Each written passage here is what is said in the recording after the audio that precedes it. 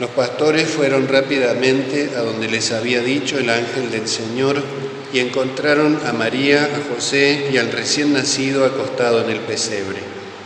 Al verlo contaron lo que habían oído decir sobre este niño y todos los que los escuchaban quedaron admirados de lo que decían los pastores. Mientras tanto, María conservaba estas cosas y las meditaba en su corazón.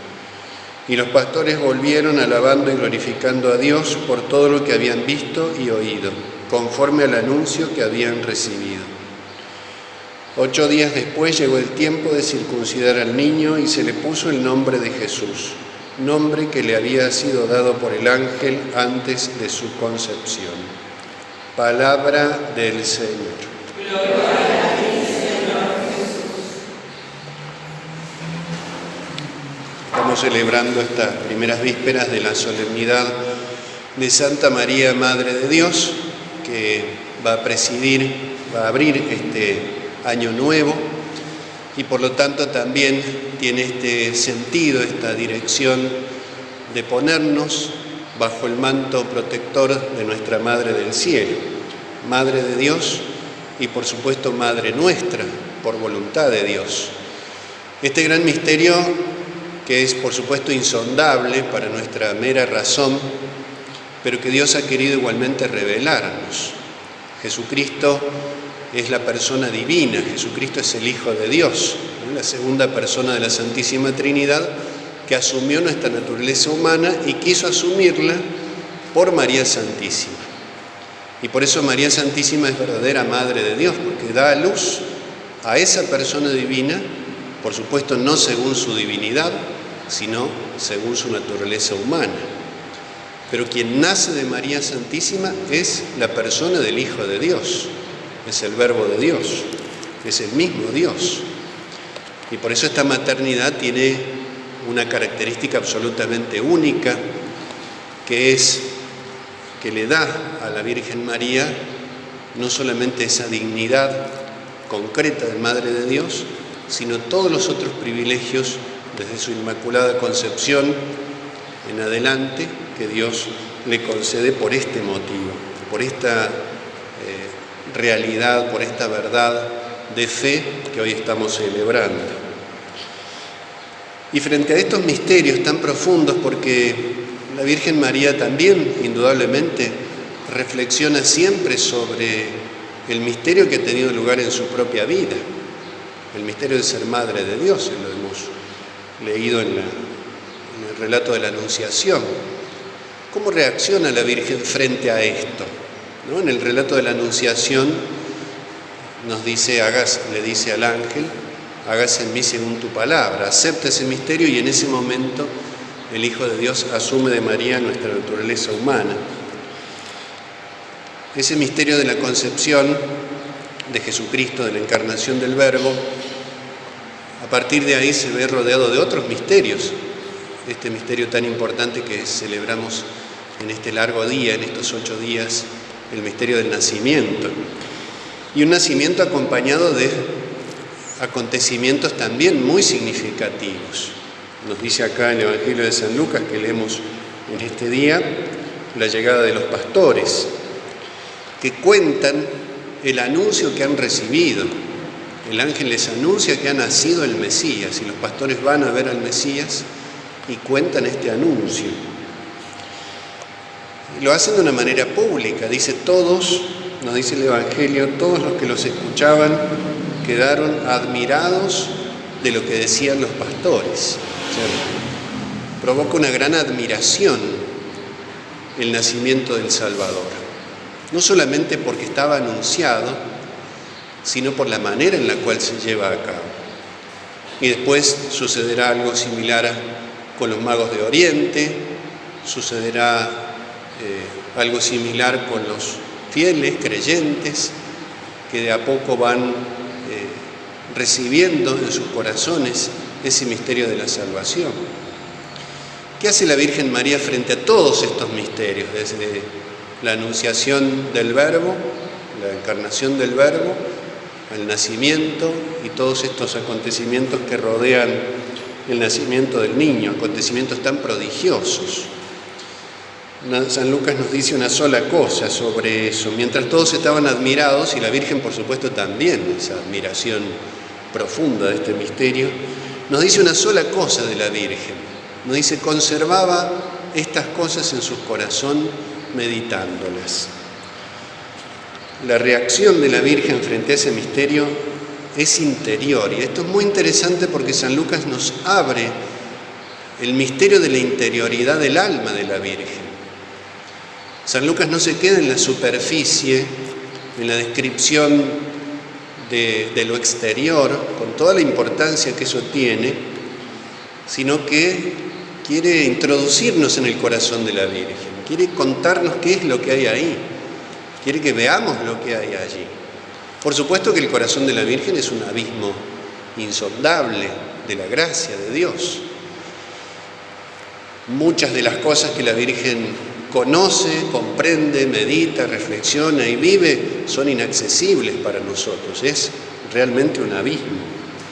Pero igualmente San Lucas quiere decirnos algo. Y nos dice esto solo. Porque en realidad, si bien acá aparece dos acciones que realiza, nos dice conservaba estas cosas y las meditaba en su corazón, lo que San Lucas dice con más precisión es las conservaba meditándolas. Hay una sola acción caracterizada, porque no hay otra manera de conservar el misterio de Dios si no es meditándolo. No es que conservaba ese misterio por una parte y lo meditaba, sino que la manera de conservarlo era meditándolo.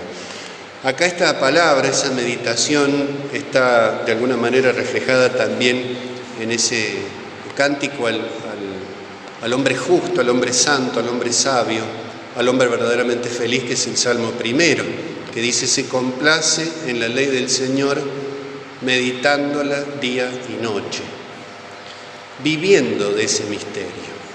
Por supuesto que esa meditación convive con las acciones concretas que la Virgen María realizaba, pero todo lo que realizaba era fruto de esa presencia, de ese misterio de Dios en su corazón. No es solo un conjunto de verdades, no es solo un conjunto de acontecimientos que la Virgen medita en su corazón, sino que es una persona que habita siempre en su corazón, o mejor dicho, las tres personas de la Santísima Trinidad. Entonces, todo lo que hace la Virgen, la raíz de todas sus acciones, está aquí. No es una meditación como el solo pensar, sino que es una meditación como vivir, vive de ese misterio la Virgen. Y por eso San Lucas nos regala esta expresión que la va a volver a repetir versículos más abajo. Parece que San Lucas quedó tan impactado de esto que si le preguntáramos cómo definir, por así decirlo, la vida de María, nos diría casi exclusivamente esto. Esto es la Virgen María, esta es nuestra Madre, aquella que conserva pero atesorando también, ¿no? La palabra allí, conservar, guardar, atesorar, debemos darle toda esta riqueza de sentido que tiene. No es solo guardar como observar también. En otro tiempo se hablaba de las fiestas de guardar, fiestas de precepto. Guardar porque había que observar ese cumplimiento. Pero aquel guardar es como se guarda algo sumamente valioso. Nosotros guardamos cosas, conservamos cosas, pero si eso que guardamos o conservamos es muy valioso, ya sea por el valor material, ya sea por el valor afectivo que tenga, en la medida en que lo que conservamos es más valioso, lo atesoramos, o sea, lo cuidamos más, lo protegemos más, tenemos más fijo el pensamiento y la reflexión y el recuerdo sobre eso que es valioso para nosotros. Si tenemos algo valioso y reconocemos el valor que tiene, nuestra atención está frecuentemente en eso que conservamos. De esa manera la Virgen atesora, conserva, guarda, piensa, reflexiona, profundiza, porque esto también es un rasgo que está aquí contenido. La fe de María Santísima no hace que conozca con total claridad absolutamente todo. De hecho, el propio San Lucas nos dice, cuando el niño se pierde a los 12 años, se pierde de la vista de María y de José cuando el niño le responde aquella frase tan profunda. Acota San Lucas: sus padres, María y José, no entendieron lo que el niño les había dicho, que es una frase para conjugarla con esta misma expresión. Decir que la Virgen no entendió, no comprendió todavía del todo, en toda su profundidad, esa frase de Cristo, que era: tengo que ocuparme de las cosas de mi Padre. San Lucas quiso regalarnos también eso, que se conjuga muy bien con esto, porque la fe de la Virgen, con esa plenitud que tenía, también fue purificándose cada día más, fue desarrollándose cada día más, fue profundizando ese misterio que para cualquier criatura siempre es insondable, hasta el momento de la cruz. Tal vez allí, aunque no lo dice el Evangelio, pero indudablemente la Virgen habrá recordado esas palabras de Cristo niño. Esto significa que tiene que ocuparse de los asuntos de su Padre. Ha venido para esto. Entonces la Virgen también recorre este proceso de la fe, que sigue siendo oscura, porque solamente la claridad total la tendremos en el cielo. Pero ¿qué es lo que hace la Virgen frente a esos misterios que la superan como criatura? Los acepta. La fe tiene que ver con la aceptación del misterio que nos excede, de los caminos que son de Dios, ¿no? Dice el profeta Isaías también: mis caminos no son vuestros caminos, mis pensamientos no son vuestros pensamientos. Como dista el cielo de la tierra, así mis caminos y mis pensamientos distan de los vuestros. Nos habla esta fiesta también de nuestra vida cristiana. A veces como creyentes pensamos que todo nos tiene que salir bien o que tenemos que entender todo lo que nos pasa.